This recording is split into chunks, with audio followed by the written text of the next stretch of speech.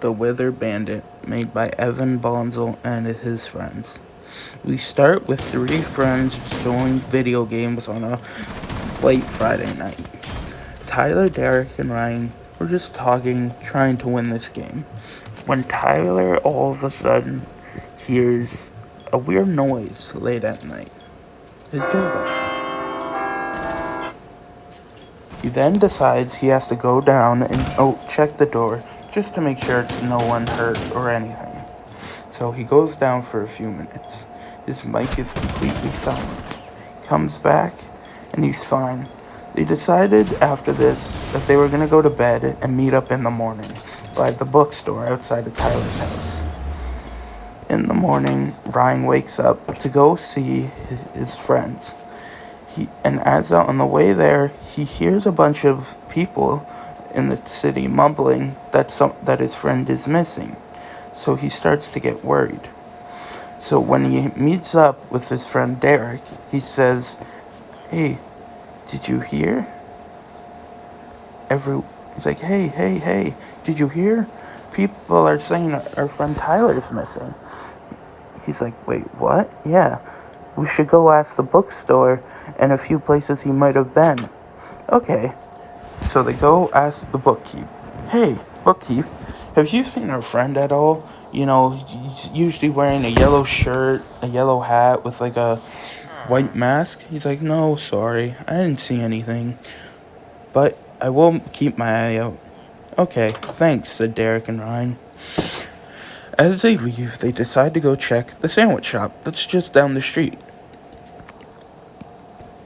Once they get there, they ask the sandwich artist, "Hey, Sammy, did you see our friend come by here last night or anything? He's kind of missing and we're pretty worried." He said, "No, I didn't, but I will put out a picture of him if you want to send me one."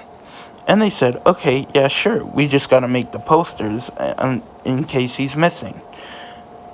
"Okay," says Sammy, "bring him back when you make one."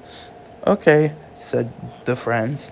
They then decide to go to the police station to get some missing posters made and to ask more about if their friend has been missing. So when they go, the door is open and they get kind of skeptical. No one is in there, and they get worried that something may have happened to all the police officers and the secretary. But as they're waiting, out comes a new secretary person that they haven't seen before. He comes out, he says, "Hey gentlemen, what can I do for you?" And they say, "Our friend Tyler is missing. We're wondering if you've heard anything or if you've been able to make wanted posters for us." He says, "Well, I can make wanted posters for you, but I can't have anyone help search as all the police officers are gone." They say, "Okay, thanks," and then decide to go home. As they're going home, they decide they're going to meet up tomorrow morning and figure out more about their friend's disappearance. On the way home, it starts to get dark, like the night before. So, to not repeat and what happened last night, they both decide to go to bed. The next day, they are meeting up at the same spot they did yesterday. Worried that his friend might be missing, Ryan hurries. Seeing Derek, he is relieved. They talk about whether or not they should go out looking around the city or go to one of their houses and talk about a plan to go and find their friend. They decide it was best to go to Ryan's house and talk for a bit, because both of them weren't really ready to leave anywhere. They were both still shaken and sad about their friend being gone. They head to Ryan's house to go sit for a bit and then talk. As they head in the house, they see a black TV and a couch. They go on the couch and don't turn on the TV, as they just want to sit in silence for a bit. As they're sitting in silence, Ryan then asks Derek, "You think he's okay?" Derek then says, "Yeah, he should be fine.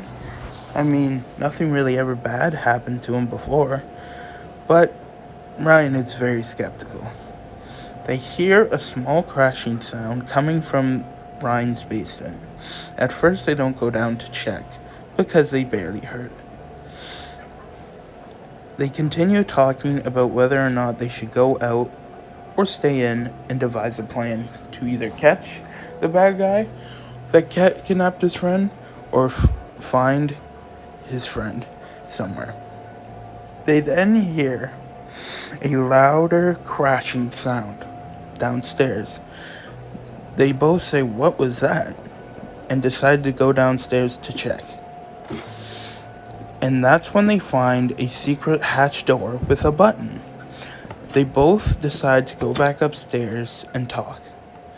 They go upstairs and debate whether or not they should go down or not. They both decided in the end that they should go down and check because Brian says he's never seen that door before. So they could go down the ladder, open the latch door, and go down. Once in the secret passage, they find some weird statue and a bunch of lava everywhere. And then, as Derek and Ryan are looking around, out comes someone who starts throwing punches. It being a 2-on-1, the Wither Bandit immediately gives up because he's outnumbered. Derek and Ryan both said, "You're coming with us. We're bringing you to the police station so they can question you about where our friend is." So, they decide to bring him there.